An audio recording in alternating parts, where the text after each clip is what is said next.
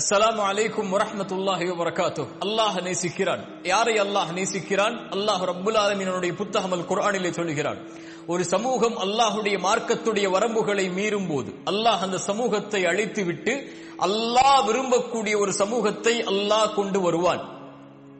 அவர்கள் யார்? அவர்களும் அல்லாஹுவை நேசிப்பார்கள், அல்லாஹும் அவர்களை நேசிப்பான். அல்லாஹ் அவர்களை நேசிக்கிறான் என்றால் அவர்களுடைய தன்மைகள் என்ன? அல்லாஹ் குர்ஆனில் சொல்கிறான், அதில்லத்தின் அலல் முஃமினீன் வ இஸ்ஸத்தின் அலல் காஃபிரீன். அவர்கள் இறை நம்பிக்கையாளர்களோடு இரக்கத்தோடு நடந்து கொள்வார்கள், பணிவோடு நடந்து கொள்வார்கள். இறை மறுப்பாளர்களோடு அவர்கள் கடுமையோடு நடந்து கொள்வார்கள். சுப்ஹானல்லாஹ். ஒரு முஃமின் தன்னோடு ஈமான் கொண்டு வாழக்கூடிய நம்பிக்கையாளர்களோடு அன்போடும் பணிவோடும் பாசத்தோடும் பரிவோடும் நடந்து கொள்வான். இறை மறுப்பாளர்களோடு கடுமையோடு நடந்து கொள்வான் என்றால் அவர்களை விரட்டுவானா, அவர்களை வெறுப்பானா, அவர்களை ஒதுக்குவானா? அல்ல. அல்லாஹுடைய மார்க்கத்தை அவன் பின்பற்றும் போது அதற்கு இடையூறாகவோ சமரசமாகவோ அவர்கள் வந்தால் அந்த மார்க்கத்தை பின்பற்றுவதில் அவன் கடுமையோடு நடந்து கொள்வான். சுப்ஹானல்லாஹ். அவர்கள் இறை நம்பிக்கையாளர்களோடு இரக்கத்தோடு நடந்து கொள்வார்கள். இவர்களை அல்லாஹ் நேசிக்கிறான். அல்லாஹுடைய தூதர் ஸல்லல்லாஹு அலைஹி வஸல்லம் அவர்களுடைய தோழர்களை அல்லாஹ் குர்ஆனிலே அறிமுகப்படுத்துகிறான். குர்ஆனிலே நபி தோழர்களை பற்றி அல்லாஹ் சொல்கிறான், முஹம்மதுர் ரசூலுல்லாஹ், முஹம்மத் அல்லாஹுடைய ரசூல். அவர்களோடு ஈமான் கொண்ட நபி தோழர்கள் யார்? அவர்கள் தங்களுக்குள் இரக்கத்தோடு அன்போடு நடந்து கொள்வார்கள், இறை மறுப்பாளர்களோடு கடுமையோடு நடந்து கொள்வார்கள் என்று அல்லாஹ் சொல்கிறான். அன்சாரிகள், முஹாஜிர்கள், அவர்களுடைய வரலாறுகளை படித்து பாருங்கள். மக்காவாசிகள், மதீனாவாசிகள் அல்லாஹுடைய தூதரோடு ஈமானை ஏற்றுக்கொண்டு சிரமப்பட்டு கஷ்டப்பட்டு உயிரை இழந்து ஒரு சமூகம் அகதிகளாக மதீனாவிற்கு தஞ்சமடைகிறது. மதீனாவில் அதை வரவேற்பதற்காக முஸ்லிம்களுடைய சமூகம் தங்களுடைய இறை நம்பிக்கையாளர்களை அன்போடும் பரிவோடும் ஏற்றுக்கொள்வதற்காக காத்துக் கொண்டிருக்கிறது. அல்லாஹுடைய தூதர் அன்சாரிகளை பார்த்து சொன்னார்கள், முஹாஜிர்களை, மக்காவில் இருந்து ஹிஜ்ரத் செய்து வந்த தோழர்களை அரவணைத்துக் கொள்ளுங்கள் என்று. அன்சாரி தோழர் ஒருவர் சொன்னார், தோழரே வாருங்கள் என்னுடைய வீட்டிற்கு, நீங்கள் மக்காவில் இருந்து வந்திருக்கிறீர்கள், சொத்தை துறந்து, உறவை துறந்து, நாட்டை துறந்து, என்னிடத்திலே சொத்துகள் இருக்கிறது, அதை 2 பங்காக வைக்கிறேன், அதில் ஒரு பாதி உங்களுக்கு, இன்னொரு பாதி எனக்கு. அல்லாஹ் எனக்கு 2 மனைவிகளை கொடுத்திருக்கிறான். அந்த 2 மனைவியில் நீங்கள் யாரையாவது பாருங்கள், எந்த பெண் உங்களை ஆச்சரியப்படுத்துகிறாளோ அவர்களுடைய பெயரை கூறுங்கள், நான் தலாக் சொல்லுகிறேன். இத்தாவுடைய காலம் முடிந்ததற்கு பிறகு நீங்கள் அவர்களை திருமணம் செய்து கொள்ளலாம் என்று கூறும் அளவிற்கு அந்த அன்பையும் பரிவையும் பாசத்தையும் தூதர் கூறிய அந்த வார்த்தைக்காக அவர்கள் ஏற்றுக்கொண்ட அந்த ஈமானுக்காக அவர்கள் இழக்க தயாரானார்கள்.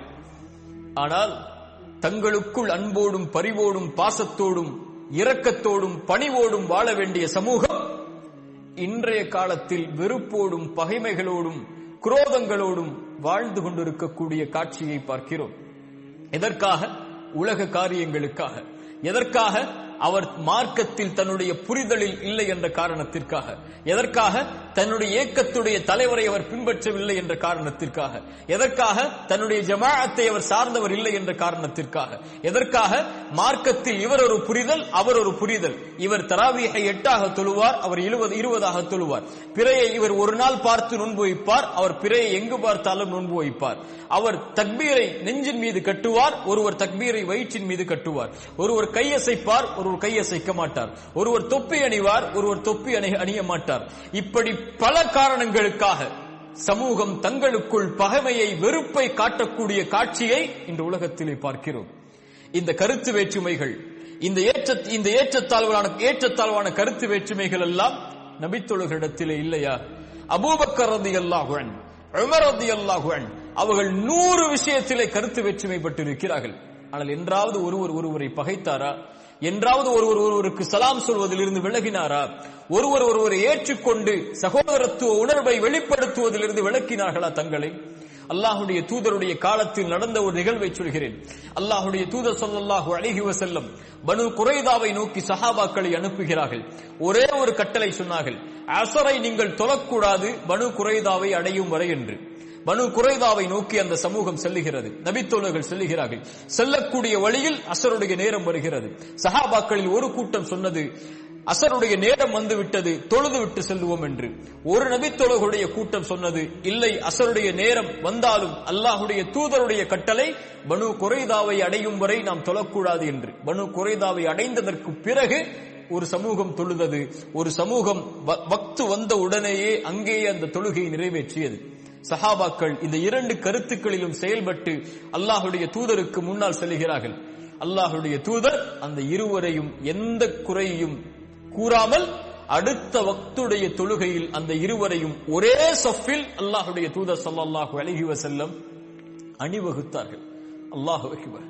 இப்படி வாழ்ந்த சமூகம் ஏற்றத்தாழ்வுகளை கருத்து வேற்றுமைகளில் மேற்கொண்டு ஒருவருக்கு ஒரு கருத்து இருக்கும் போது இன்னொருவருக்கு இன்னொரு கருத்து இருக்கும் போது ஒரு மதுஹபை அவர், இன்னொரு மதுஹபை அவர், ஒரு இமாமை அவர், இன்னொரு இமாமை அவர், ஒரு இயக்கத்தை அவர், இன்னொரு இயக்கத்தை அவர் என்று தங்களுக்குள் பிரிந்து கொண்டு சலாமை மறுத்து தங்களுக்குள் பேச்சுவார்த்தையை தடுத்துக் கொண்டு இறை மறுப்பாளர்களோடு கடுமையை காட்ட வேண்டிய சமூகம் கொள்கையை பின்பற்றுவதில் இறை நம்பிக்கையாளர்களோடு கடுமையோடு நடந்து கொள்ளக்கூடிய காட்சியை பார்க்கிறோம். இது மார்க்க விஷயங்களுக்காக மட்டுமல்ல, உலக காரியங்களுக்காகவும் தங்களுக்குள் காட்டப்பட வேண்டிய இரக்கம், அன்பு, பாசம், மன்னிப்பு என்ற தன்மைகள் எல்லாம் இந்த சமூகத்திலே இல்லா மஷா அல்லாஹ், அல்லாஹ் பாதுகாத்தவர்களை தவிர செத்து மடிந்து விட்ட காட்சியை பார்க்கிறோம். அல்லாஹுடைய தூதர் ஸல்லல்லாஹு அலைஹி வஸல்லம் சொன்னார்கள், ஒரு முஃமின், ஒரு முஸ்லிம் இன்னொரு முஸ்லிமை 3 நாளைக்கு மேல் பகைக்க கூடாது. சலாம் கூறுவதிலிருந்து விலக்கி இருக்கக்கூடாது. அந்த இருவர் பகைத்தால் அதில் யார் சலாமை கொண்டு அந்த உறவை மீண்டும் தொடங்குவாரோ அவர்தான் மேன்மையானவர் என்று அல்லாஹுடைய தூதர் ஸல்லல்லாஹு அலைஹி வஸல்லம் சொன்னார்கள். 3 நாள் பேசாமல் இருந்து ஒரு முஸ்லிமை பகைத்து வாழ்ந்து அதே பகைமையோடு அவன் மரணித்தால் அவன் நரகம் செல்லுவான் என்று அல்லாஹுடைய தூதர் ஸல்லல்லாஹு அலைஹி வஸல்லம் சொன்னார்கள். அவர் தொழுகையாளியாக இருந்தாலும், அவர் ஜக்காத்தை கொடுப்பவராக இருந்தாலும், அவர் ஹஜ்ஜை நிறைவேற்றுபவராக இருந்தாலும் ஒரு முஃமினை பகைத்தால் அல்லாஹுடைய தூதர் மேலும் சொன்னார்கள், திங்கட்கிழமையும் வியாழக்கிழமையும் அல்லாஹ்விடத்திலே ஒரு முஃமின்களுடைய அமல்கள் எடுத்து காட்டப்படுகிறது. அல்லாஹ் இருவரை மன்னிக்காமல் ஒதுக்கி விடுகிறான். அவர்கள் யார்? தங்களுக்குள் பகைமைகளை கொண்டவர்கள். அல்லாஹ் மலக்கை சொல்லுவான், இந்த இருவரையும் ஒதுக்கி விடுங்கள் மன்னிப்பிலிருந்து, அவர்கள் தங்களுக்குள் சமாதானம் ஆகும் வரை என்று அல்லாஹ் ரப்புல் ஆலமீன் கூறுவதாக அல்லாஹுடைய தூதர் ஸல்லல்லாஹு அலைஹி வஸல்லம் அவர்கள் சொன்னார்கள். அல்லாஹு அக்பர். கண்ணியத்துக்குரிய அன்பு தோழர்களே, சகோதரர்களே, சகோதரிகளே, யோசித்து பாருங்கள். இந்த சமூகம் பல காரணங்களுக்காக தங்களுக்குள் வெறுப்பை காட்டுகிறது. பல விஷயங்களுக்காக, பல நோக்கங்களுக்காக, பல குறிக்கோளுக்காக தங்களுக்குள் வெறுப்புகளையும் பகைமைகளையும் கொண்டு வெறும் வெறுப்பை விதைக்கக்கூடிய சமூகமாக மாறிக்கொண்டிருக்கிறது.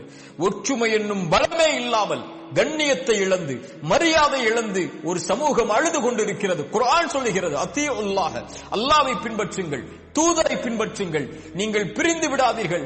நீங்கள் பிரிந்தால் உங்களுடைய வலிமையை, உங்களுடைய கண்ணியத்தை நீங்கள் இழப்பீர்கள் என்று அல்லாஹ் சொல்கிறான். நீங்கள் பிரிந்தால் இழப்பீர்கள் என்று இன்று பிரிந்து கிடக்கிறது.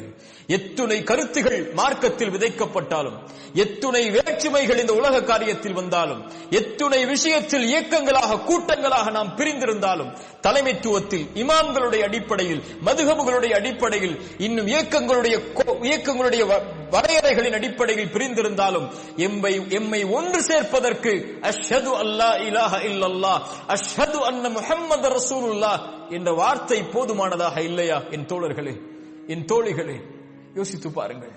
முஃமின்கள் தங்களுக்குள் இரக்கத்தோடு நடந்து கொள்வார்கள். வஅ்தஸிமு பிஹப்லில்லாஹி ஜமீஅன் வலா தஃபர்ரகு. அல்லாஹ்வுடைய கயிற்றை உறுதியாக பலமாக பற்றி பிடித்துக் கொள்ளுங்கள், பிரிந்து விடாதீர்கள். நீங்கள் எதிரிகளாக, பகைவர்களாக உங்களுக்குள் வாழ்ந்து கொண்டிருந்தீர்கள். அல்லாஹ் உங்களை ஒன்றிணைத்தான், உங்களுடைய உள்ளங்களை. அவனுடைய அருளால் நீங்கள் சகோதரர்களாக மாறினீர்கள் என்று குர்ஆன் சொல்லுகிறது. அல்லாஹ்வுடைய அருளால் சகோதரத்துவத்தின் பாதையில் தங்களை அமைத்துக் கொண்ட சமூகம் இன்று எந்த நிலைமையில் இருக்கிறது? அல்லாஹ் சீரமைப்பானாக. முஃமின்கள் தங்களுக்குள் இரக்கத்தோடு நடந்து கொள்வார்கள்.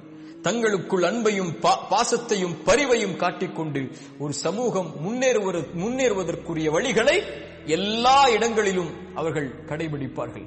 அவர்கள் எந்த மொழியில் இருந்தாலும், எந்த நிலத்தில் இருந்தாலும், எந்த நாட்டில் வாழ்ந்தாலும், உலகத்தில் எந்த கடைக்கோடியில் இருந்தாலும், எந்த கருத்தில் அவர் இருந்தாலும், எந்த கருத்தை அவர் எதிர்ப்பவராக இருந்தாலும், அஷ்ஹது அல்லா இலாஹ இல்லல்லாஹ், அஷ்ஹது அன்ன முஹம்மது ரசூலுல்லாஹ் என்ற ஷஹாதத்தை மொழிந்தால் அவர் தன்னை கருதுவதை விட அவரை மேன்மையாக கருதி இந்த உலகத்திலே வாழ்வார்.